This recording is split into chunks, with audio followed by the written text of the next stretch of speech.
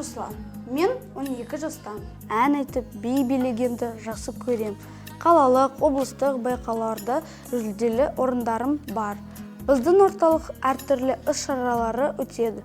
Біз достарымызбен барлығына белсене қатысып көңілді уақыт өткіземіз. Менің атым Востриков Михаил. Мен 17 жастамын. 11 сыныпты бітірдім. Таңшолпан балалар қолдауы орталығында 7 жыл тұрамын.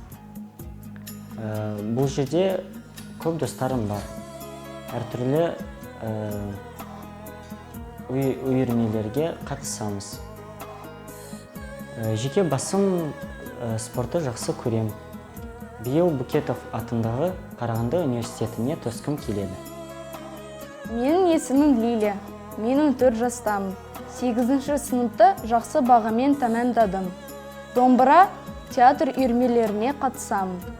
Сонымен қатар кітап оқуды ұнатамын.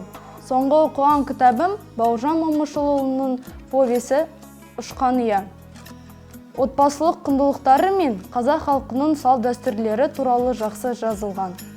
Болашақта мен журналист болғым келеді.